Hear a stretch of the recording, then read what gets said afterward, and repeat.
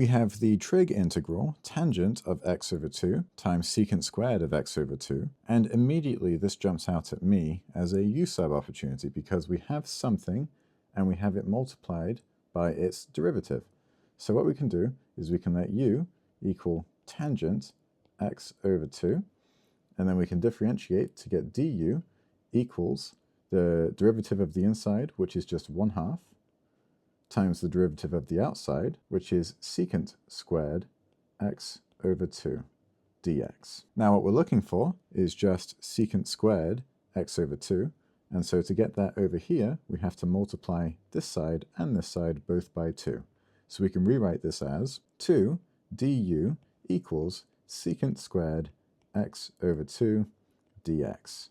And now we can plug this all back into the actual integral and move toward our solution. So we can say 2 times the integral of u du, and then solve this integral. We'll just move ahead here and do 2 times now u squared over 2, and because this is an indefinite integral with no bounds, we have to add a constant at the end. And now you'll notice we have 2 over 2, those obviously cancel, and we're left with u squared plus c. Now just to finish this out, we have to replug in the value of u, which is tangent x over 2.